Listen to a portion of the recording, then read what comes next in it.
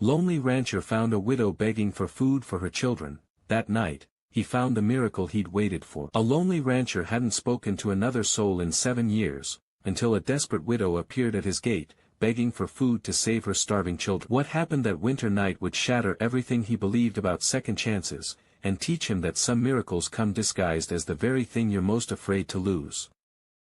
The wind had been talking to Samuel Hayes for 3 days straight, whispering through the gaps in his cabin walls like an old woman with too many secrets. It carried the smell of snow and something else, something desperate that made his chest tighten in a way he didn't like. He sat at his kitchen table, the same table where he'd eaten alone for the past 7 years, and listened to the wind tell its stories. Outside, his ranch stretched toward the horizon like a promise that had been broken too many times. The fence posts leaned at angles that spoke of surrender, and the barn door hung open, swinging back and forth with each gust. Samuel had stopped caring about fixing things. What was the point? The cattle were long gone, sold off piece by piece to pay debts that felt as endless as the prairie itself. Now there were only ghosts left, the ghost of his wife's laughter, the ghost of his son's footsteps running through these rooms, the ghost of the man he used to be. The coffee in his cup had gone cold hours ago, but Samuel held on to it anyway. The warmth had left his hands the same way warmth had left everything else in his life, slowly, then all at once. He was thinking about heating it up again when he heard something that wasn't the wind. Footsteps, slow and careful, like someone trying not to make noise on the frozen ground. Samuel's hand moved to the rifle that leaned against the wall beside his chair. Not because he was afraid, but because a man alone learned to be ready for anything. He stood up, his joints protesting the cold, and walked to the window. The glass was so dirty he could barely see through it, but he could make out shapes moving near his gate. A woman, thin as a fence post, wrapped in a coat that looked like it had seen too many winters. Behind her, 2 small figures pressed close to her back like they were trying to become part of her. Children. Samuel's throat went dry. He watched as the woman approached his door, each step deliberate and heavy. She was carrying something, a bundle of rags that might have been a baby, or might have been nothing at all. The children followed in her footsteps exactly, the way young animals follow their mother through dangerous territory. When the knock came, it was soft, almost apologetic. Samuel stood there for a long moment, his hand on the door handle, listening to his own heartbeat. He knew what waited on the other side. He'd seen it before, in the years after the war, when the world was full of people who had nowhere to go. Hunger, desperation, need. And he knew what he should do, what he'd always done. Send them away. Point them toward town, toward the church, toward anywhere but here. Because Samuel Hayes had learned that caring about people only led to pain, and he'd had enough pain to last 10 lifetimes. But something about that soft knock wouldn't let him walk away. He opened the door. The woman looked up at him with eyes that were older than her face. She might have been 30, or she might have been 50, hunger and cold had a way of stealing time from people, leaving them somewhere between young and old, between hope and giving up. Her hair hung in thin strands around her face, and her lips were blue from the cold. "Please," she said, and her voice was barely a whisper. "I'm sorry to bother you, mister. But my children, they haven't eaten in 3 days." Samuel looked past her at the 2 small faces peering out from behind her coat. A girl, maybe 8 years old, with eyes like dark pools in her thin face. A boy, younger, who clutched a stick like it was a sword that could protect them all. Both of them were shaking, and not just from the cold. "We don't need much," the woman continued, her words coming faster now, like she was afraid he'd close the door before she could finish. "Just, if you have any scraps. Anything you might throw away. We'll work for it. I can clean, or mend things. The children are good workers too." Samuel felt something twist in his chest. The same feeling he got when he looked at the empty stalls in his barn, or when he woke up reaching for a wife who'd been dead for 7 years. It was the feeling of loss, but sharper. More immediate. "Ma'am," he started, and his voice came out rougher than he'd intended. "I don't." He stopped. The woman's face had already changed, already started to close off in the way people's faces did when they expected rejection. She was pulling the children closer to her, getting ready to turn away and walk back into the cold, back into whatever dark place they'd come from. And Samuel realized that he recognized that look. He'd seen it in his own mirror often enough. It was the look of someone who'd learned not to expect kindness from the world. The wind gusted between them, carrying the smell of snow and something else, something that might have been desperation, or might have been hope. Samuel couldn't tell the difference anymore. "What's your name?" he asked. The woman blinked, like she hadn't expected the question. "Martha," she said. "Martha Sinclair. These are my children, Lucy and Thomas. Samuel nodded. Names made things real in a way that faces alone couldn't. Names meant that these weren't just strangers passing through. They were people with histories, with stories of their own.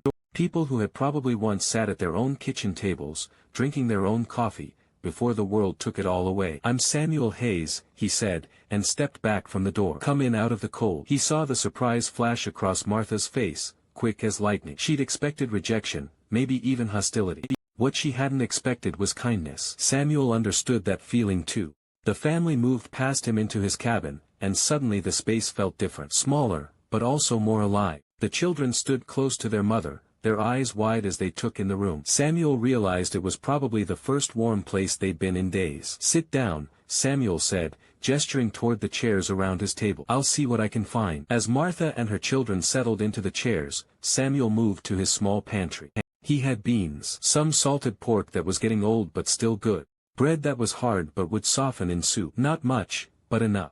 Behind him, he could hear the soft sounds of a family trying to take up as little space as possible. The rustle of worn fabric, a child's quiet sniffle, the creak of a chair as someone shifted their weight. Samuel had forgotten what it sounded like to have people in his house. For 7 years, the only sounds had been his own, his footsteps, his breathing, his voice talking to himself when the silence got too heavy. Now there were other heartbeats in his home, other lungs drawing the same air he breathed. He put a pot on the stove and began adding ingredients, his hands moving without much thought. Cooking was something he'd learned to do for survival, not pleasure. But as the smell of food began to fill the room, he found himself thinking about flavor, about making sure there was enough salt, about whether the children would like. When had he stopped thinking about whether anyone would like his food? The pot simmered, and Samuel turned back to his unexpected guests. Martha was looking around the room with the careful attention of someone who had learned to notice things, the exits, the weapons, the signs of whether a man was safe or dangerous. Her children sat perfectly still beside her, the way children did when they'd learned that being noticed sometimes led to trouble. "It'll be ready soon," Samuel said. Martha nodded. "Thank you," she whispered. "I don't know how to." "Don't," Samuel said, more gently than he'd spoken to anyone in years. "Don't try to say thank you yet. Just eat when it's ready." Outside, the wind continued its conversation with the walls, but somehow the words sounded different now. Less lonely, less like secrets and more like stories. And as Samuel stirred the soup and watched steam rise from the pot, he wondered if maybe, just maybe, he was ready to listen to a different kind of story than the ones he'd been telling himself. The warmth of the stove reached across the room, touching all of them with the same gentle heat, and for the first time in 7 years, Samuel's kitchen felt like what it was supposed to be, a place where people came together, where hunger could be satisfied, where the cold could be kept at bay. But even as the thought formed in his mind, Samuel felt the familiar weight of caution settling on his shoulders like an old coat, reminding him that warmth was a dangerous thing to get used to, and that people who stayed too long always found reasons to leave. The soup was simple, beans and pork and whatever vegetables Samuel could find in his cold pantry, but Martha and her children ate it like it was a feast. Samuel sat across from them at his wooden table, the same table where he'd eaten alone for so many years that he'd forgotten how chairs sounded when other people sat in them. The scrape of spoons against bowls. The soft sound of swallowing. The way Martha whispered, slowly, to young Thomas when he tried to eat too fast. These were sounds his house had been starving for without him knowing it. Lucy, the girl, was maybe 8 years old with dark hair that hung in tangles around her thin face. She ate with careful bites, her eyes darting between her mother and Samuel like she was still trying to decide if this was real or just another dream that would end when she woke up cold and hungry. Thomas was younger, maybe 5, and he clutched his spoon in his small fist like it might disappear if he let go. "It's good," Martha said quietly, and Samuel could hear the surprise in her voice. Like she hadn't expected kindness to taste like anything at all. Samuel nodded but didn't say much. He'd forgotten how to talk to people, how to fill the spaces between words with something other than silence. For 7 years, his conversations had been with himself, with the wind, with the memory of voices that would never answer back. Now there were real voices in his kitchen, and he didn't know what to do with them. After they ate, Martha stood up and began clearing the bowls without being asked. Samuel started to tell her not to, that she was a guest, but something stopped him. Maybe it was the way she moved around his kitchen like she belonged there, or maybe it was the grateful way she touched each dish like it was something precious. "You don't have to," Samuel said. Martha looked at him with those eyes that were older than her face. "I know," she said, "but I want to." While Martha worked at the wash basin, Her children sat at the table and looked around the room with the quiet attention of young ones who'd learned to notice things. Samuel found himself seeing his own home through their eyes, the dust on the shelves, the empty spaces where pictures used to hang, the way everything felt like it was holding its breath. "Mr. Hayes," Lucy said, her voice so soft he almost missed it. "Do you live here all by yourself?" Samuel felt something tighten in his chest. "Yes," he said. "Don't you get lonely?" The question hit him harder than he'd expected. Out of the mouths of children came truths that adults learn to avoid. Samuel looked at this thin girl with her serious eyes and realized she knew something about loneliness too. Maybe she'd been carrying it longer than someone her age should have to. "Sometimes," Samuel said, and it was the most honest thing he'd said to another person in years. Lucy nodded like she understood. "We get lonely too. Even when we're together." Thomas, who'd been quiet through all of this, suddenly spoke up. "Mama says lonely is just missing something you used to have." Martha's hands stilled at the wash basin. Samuel saw her shoulders tense, like her son had said something she wasn't ready to share yet. But the words hung in the air between them, true and heavy as stones. "Thomas," Martha said gently, "why don't you and Lucy sit by the fire? It's warmer there." The children moved to the hearth, where the last of the day's fire was burning low. Samuel got up to add more wood, and as he knelt by the fireplace, he felt Lucy watching him. "You have nice hands," she said suddenly. Samuel looked down at his hands, rough and scarred from years of ranch work, with dirt under the nails and calluses thick as leather. Nice wasn't a word he'd ever used to describe them. "They look like they know how to fix things," Lucy continued. "Papa had hands like that, before he got sick." Martha's intake of breath was sharp enough that Samuel heard it across the room. He looked over at her, saw the way she'd gone still again, and understood that they were walking close to something that still hurt to touch. "What happened to your papa?" Samuel asked, his voice gentle. Lucy looked at her mother, asking permission with her eyes. Martha nodded, just barely. "The fever took him," Lucy said. "Last spring. One day he was teaching me to whistle, and the next day he couldn't even open his eyes." Samuel knew about fever. He'd lost his own wife and son to it, back when the world still made sense. The memory of it hit him like a punch to the gut, the helplessness, the way you could do everything right and still lose everything that mattered. "I'm sorry," he said, and meant it. Martha had finished with the dishes. She dried her hands on a cloth and came to sit at the table again, her movements careful and tired.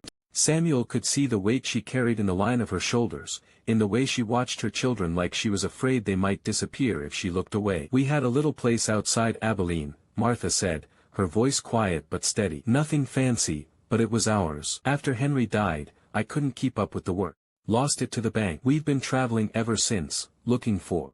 I don't know what we're looking for anymore." Samuel poured himself another cup of coffee and offered one to Martha. She accepted it gratefully, wrapping her hands around the warm cup like it was an anchor. "What about you?" Martha asked. "This is a big place for one man." Samuel looked around his kitchen, seeing it again the way she might, too big, too empty, too quiet. "Used to be a cattle ranch.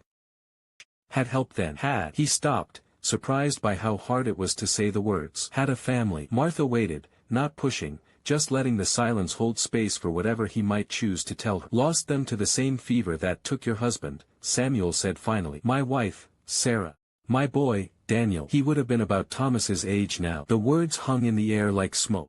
Samuel hadn't said their names out loud in years. Hearing them in his own voice felt like opening a door he'd kept locked, letting light into a room he'd learned to live without. "After that, I just stopped. Sold the cattle, sent the hands away. Figured I'd live out my days alone. Seemed easier that way." Martha nodded like she understood. "Easier than risking it again." "Yes." They sat in comfortable silence for a while, drinking their coffee and listening to the fire crackle. The children had curled up together on the floor by the hearth, not sleeping but drowsy and warm.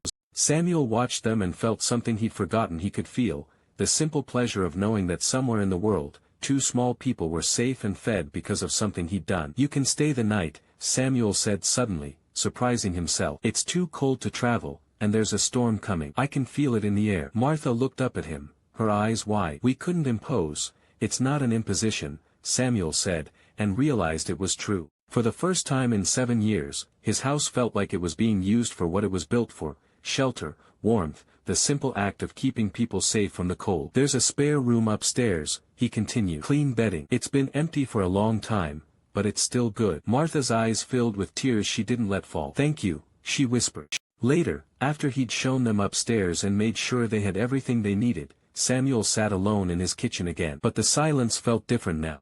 It wasn't the heavy, pressing silence of loneliness. It was the gentle quiet that comes after voices have filled a space, the way a room feels after laughter has echoed off the walls. He could hear them moving around upstairs, the soft sound of Martha settling her children into bed, her voice murmuring gentle words he couldn't quite make out. It was the sound of a mother putting her world back together, piece by piece, night by night. Samuel finished his coffee and banked the fire for the night. As he moved through his evening routine, he found himself listening to the house in a way he hadn't for years. The creak of floorboards overhead, the whisper of wind around the eaves. The small sounds that meant his home was sheltering more than just ghosts. When he finally climbed the stairs to his own bedroom, he paused outside the spare room. The door was closed, but he could see the thin line of lamplight underneath it. He almost knocked, almost asked if they needed anything else, but something held him back. Instead, he stood there for a moment, listening to the sound of people breathing in his house, people who were alive and warm and real. In his own room, Samuel lay in his bed and stared at the ceiling, listening to the storm that was indeed coming, just as he'd predicted. The wind was picking up, rattling the windows and howling around the corners of the house. But instead of making him feel more alone, the sound of the storm made him grateful for the solid walls around them all, grateful that somewhere in his house, a mother and her children were sleeping safe and dry. And as he finally drifted toward sleep, Samuel realized that for the first time in 7 years, he was looking forward to morning, not because the night was hard to bear, but because morning would bring the sound of voices in his kitchen, the sight of people around his table, the simple miracle of not being alone with his ghosts. But even as warmth spread through his chest at the thought, a familiar voice in the back of his mind whispered its old warning, that people always left, that caring was just another word for preparing to lose everything, and that a man who'd learned to live with ghosts might not remember how to live with the living. The storm passed in the night, leaving the world clean and white under a blanket of fresh snow. Samuel woke to sounds he'd forgotten existed, the soft murmur of voices drifting up from his kitchen, the creak of floorboards that meant people were moving through his house with purpose. For a moment, lying in his bed with his eyes still closed, he could pretend it was 7 years ago and Sarah was downstairs making breakfast while Daniel played at her feet. But when he opened his eyes, the morning light showed him the truth: dusty furniture, empty picture frames, the careful silence of a man who'd learned to live alone. The voices downstairs weren't ghosts. They were Martha and her children, real people who'd somehow found their way into his careful, empty life. Samuel dressed slowly, listening to the sounds below. Martha's voice, gentle but firm, telling the children to wash their hands. The scrape of chairs being moved. The familiar whistle of his kettle coming to boil. Someone else was making coffee in his kitchen, and instead of feeling invaded, Samuel felt something he couldn't quite name: relief, maybe, or gratitude that his house was finally being used for what it was built for. When he came downstairs, Martha was at the stove, stirring something that smelled like heaven.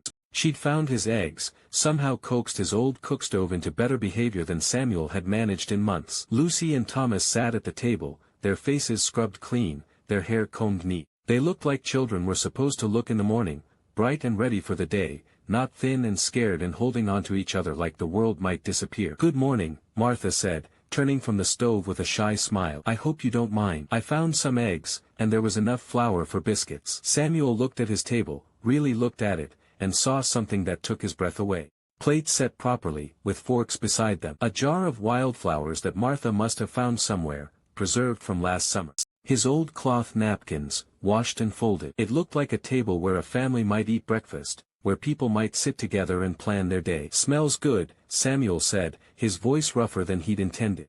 They ate together as the morning sun streamed through the windows, turning the kitchen golden. Martha had somehow made his simple ingredients taste like more than they were. The eggs were fluffy and perfect, the biscuits golden brown and still warm. But it wasn't the food that made Samuel's chest tight with something that might have been hope. It was the way Thomas hummed softly while he ate, the way Lucy asked if she could help with the dishes, the way Martha smiled when she caught Samuel watching her children with wonder. After breakfast, Samuel found himself doing something he hadn't done in years, making plans that included other people. "I need to check the fence line," he said. "Storm might have brought down some posts. Thomas, you want to come help?" The boy's face lit up like Samuel had offered him the moon. "Yes, sir." "Lucy," Martha said, "would you like to help me gather eggs? I saw some hens in the coop outside." And just like that, Samuel's ranch had people working on it again. People who cared whether the fences were strong, whether the chickens were fed, whether the place looked like it was loved instead of abandoned. Samuel and Thomas walked the fence line together, their boots crunching through the snow. The boy was small for his age, made smaller by the hunger he'd carried, but he was eager to help. Samuel showed him how to test a fence post, how to tell which ones were solid and which ones needed work. "My papa taught me about fences," Thomas said, struggling to hold a post steady while Samuel hammered. "He said they're not just to keep things in, they're to keep things out too." Samuel paused in his hammering, struck by the wisdom in such simple words. "Your papa was a smart man." "Yes, sir. Mama says he's watching us from heaven, making sure we're safe." The words hit Samuel like a punch to the gut. How many times had he wondered the same thing about Sarah and Daniel? How many nights had he looked up at the stars and wondered if they could see him, if they knew how lost he'd become without them? "I think your papa would be proud of you," Samuel said quietly. "The way you take care of your mama and sister." Thomas beamed at that, and Samuel realized he'd forgotten how good it felt to make a child smile. They worked together through the morning, and Samuel found himself explaining things he hadn't thought about in years: how to read the weather in the clouds, how to tell when wood was rotting, how to work with your hands in a way that honored the materials you used. Thomas listened to everything with the serious attention of a boy who'd learned that knowledge was survival. Meanwhile, Martha and Lucy were working their own quiet magic around the ranch. Samuel could see them through the kitchen window when he and Thomas came in for lunch, Martha moving through his house like she belonged there, Lucy following behind her, both of them bringing life to spaces that had been dead for too long. "She fixed the loose handle on your coffee pot," Lucy announced when they sat down to eat. "And she knows how to make the fire burn better." Martha blushed. "I just moved a few things around. Hope you don't mind." Samuel looked around his kitchen and saw the small changes she'd made. His tools hung more neatly on their hooks. His dishes were arranged in a way that made sense.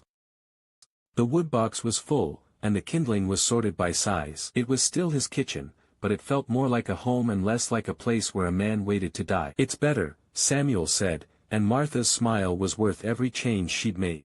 Days turned into a week, and somehow nobody talked about leaving. Martha and the children settled into the rhythm of ranch life like they'd always been there. Martha took over the cooking, and Samuel found himself eating better than he had in years. She mended his clothes, organized his scattered belongings, brought order to the chaos he'd been living in without knowing. The children transformed his house in ways that went beyond cleaning and organizing. Lucy found Samuel's old checkers set and talked him into playing games by the fire in the evenings.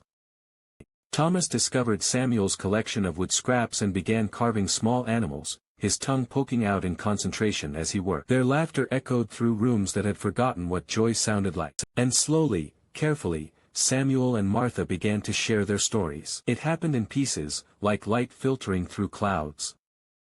Over morning coffee, Martha would mention something about her life with Henry, how he'd sung while he worked, how he'd made her laugh even on the hardest days. Samuel found himself talking about Sarah's garden, about the way Daniel used to follow him around the ranch like a shadow. The fever came so fast, Martha said one evening as they sat by the fire. One day Henry was fine, and 3 days later. She shook her head. "I keep thinking there must have been something more I could have done." Samuel felt something crack open in his chest. "I used to think the same thing. Spent years going over every detail, wondering if I'd gotten the doctor sooner, if I'd done something different." "Does it ever stop?" Martha asked. The wondering. Samuel looked into the fire, watching the flames dance. "I don't know, but I think maybe it gets easier to carry." They sat in comfortable silence, two people who understood that some kinds of pain never fully healed, but could be shared. And in the sharing, Samuel discovered something he'd forgotten, that grief wasn't meant to be carried alone. As February melted into March, Samuel began to notice changes in himself.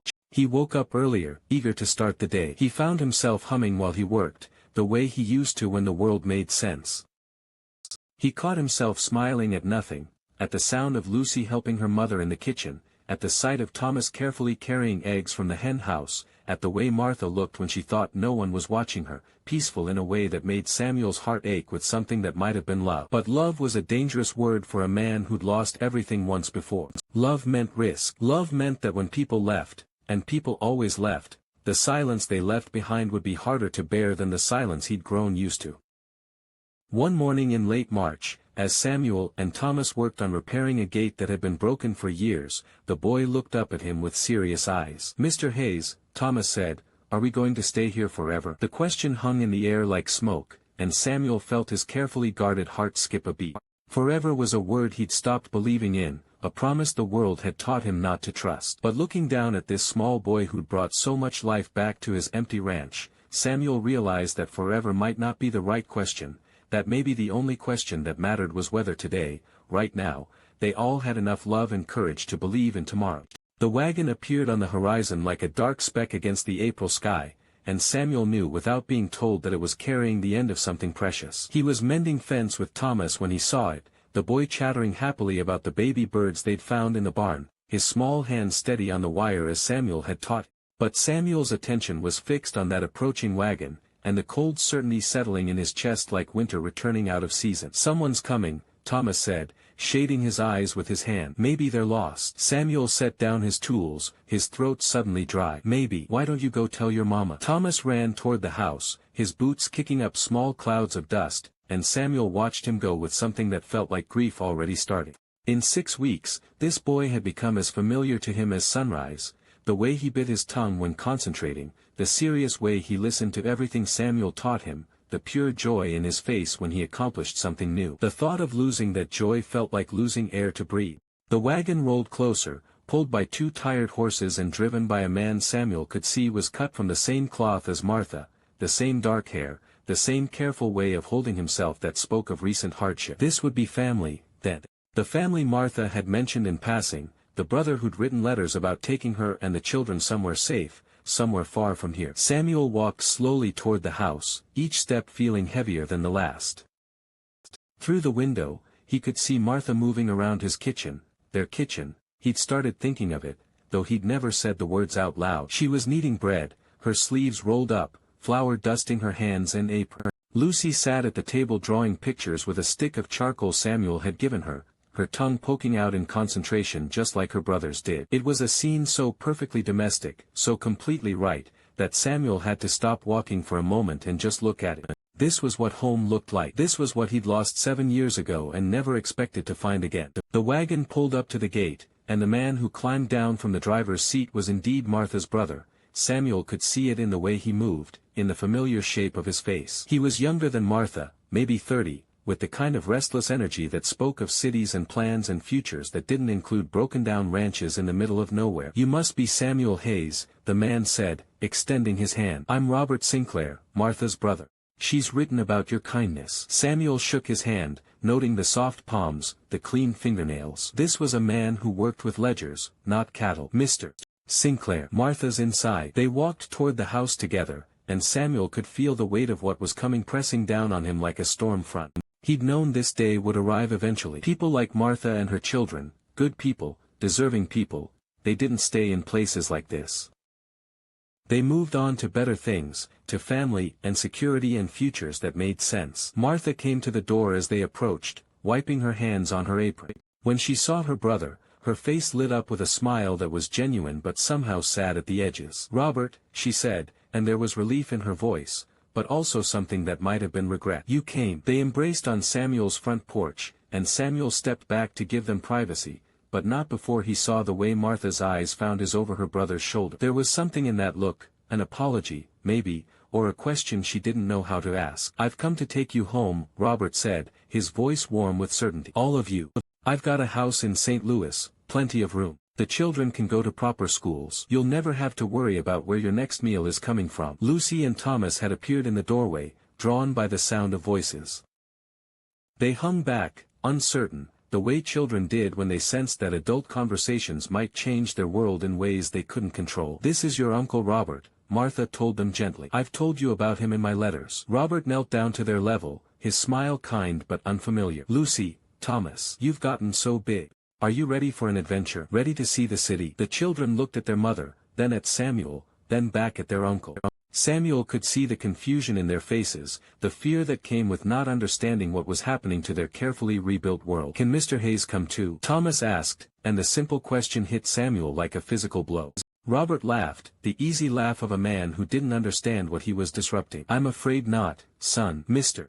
Hayes belongs here, on his ranch. But you belong with family." Samuel saw something flicker across Martha's face, a tightness around her eyes that spoke of decisions being made for her, of doors closing that she might not be ready to close. But she nodded, because that's what good mothers did. They put their children's welfare above their own wants. "We should talk," Robert said to Martha. "Pack your things.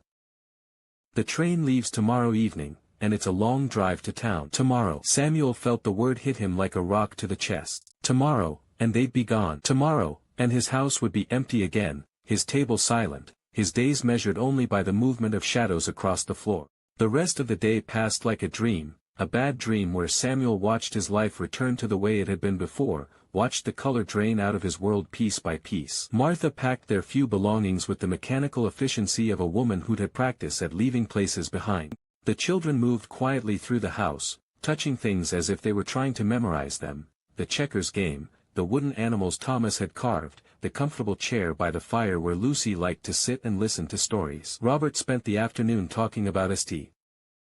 Louis, about opportunities and security and all the reasons why leaving was the smart thing to do.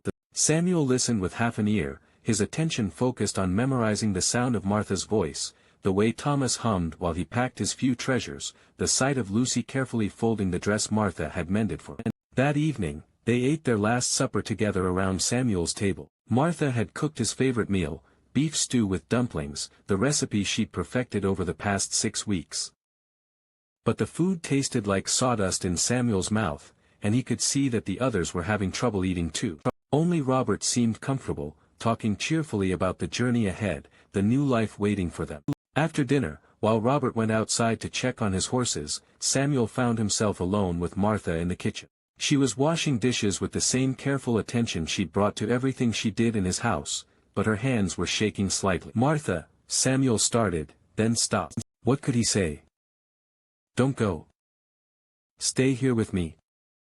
Choose a broken-down rancher over security for your children." The words died in his throat because he knew they were selfish, knew that asking would be putting his own needs above what was best for Lucy and Thomas. Martha looked up at him, and Samuel saw tears she was trying not to let fall. "Samuel, you're doing the right thing," Samuel said, his voice steady despite the breaking happening inside his chest. "Your children need security. They need family.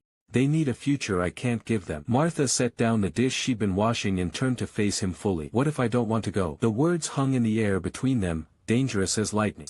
Samuel felt his heart skip a beat, felt hope and terror warring in his chest. "What if I've found something here I don't want to leave behind?" Martha continued, her voice barely above a whisper.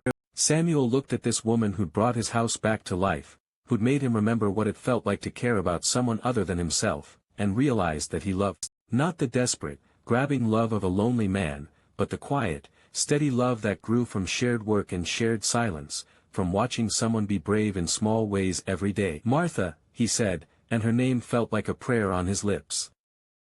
But before he could say more, Lucy's voice called from the other room. "Mama, Uncle Robert wants to show us something." The moment broke like glass.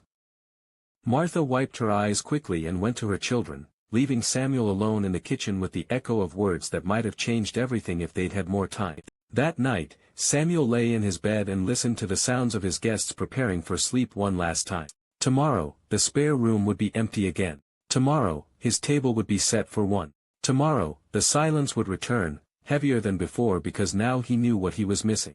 But as he lay there in the darkness, Samuel realized something that surprised him. The miracle he'd been waiting for, the thing that would save him from his loneliness, hadn't been what he'd expected at all. The miracle wasn't that Martha and her children had come into his life. The miracle was that his heart, which he'd thought was dead, had proven it could love again, even if that love was about to walk away from him forever. In the morning, Samuel woke to the sound of voices and movement downstairs, the sounds of people preparing to leave. He dressed slowly, putting off the moment when he'd have to say goodbye, when he'd have to watch the wagon carry away everything that had made his house feel like home. When he finally came downstairs, Martha was standing in his kitchen holding a cup of coffee, looking around the room like she was trying to memorize. Robert was loading their few belongings into the wagon, his movements brisk and efficient. The children sat at the table, quiet and subdued, picking at the breakfast Martha had made. "Ready?" Robert called from outside. Martha set down her coffee cup and looked at Samuel. For a moment, neither of them spoke. Then Martha stepped forward and, before Samuel could react, she reached up and kissed his cheek, soft and quick and full of all the things they hadn't had time to say. "Thank you," she whispered, "for everything." Samuel wanted to ask her to stay, wanted to tell her that he loved her children, that this house would die again without them. But he knew that love sometimes meant letting go, meant wanting what was best for someone even when it broke your heart. "Be happy," he said instead, and meant it. They walked outside together, and Samuel watched as Martha helped her children into the wagon. Thomas looked back at him with wide, uncertain eyes. "Will you take care of the chickens?" the boy asked. "Every day," Samuel promised. Lucy waved at him from the wagon seat, and Samuel waved back, his throat too tight for words. Robert climbed up beside Martha and took the reins. "Thank you again, Mr. Hayes. We won't forget your kindness." The wagon pulled away, wheels creaking, horses stepping carefully down the rutted road. Samuel stood in his yard and watched until it disappeared over the hill, taking with it the sound of voices, the warmth of presence, the simple miracle of not being alone. Then he walked back into his empty house, sat down at his table, and for the first time in 7 years, Samuel Hayes allowed himself to cry, not just for what he'd lost this time, but for everything he'd lost before, and for the beautiful, terrible gift of learning that his heart was still alive enough to break. Outside, the wind picked up, rattling the windows and doors, but Samuel barely heard it because somewhere in the silence, he could still hear the echo of children's laughter, and he realized that some sounds, once they've lived in a house, never really leave. They just wait quietly in the corners, ready to remind you that love, even lost love, changes everything it touches.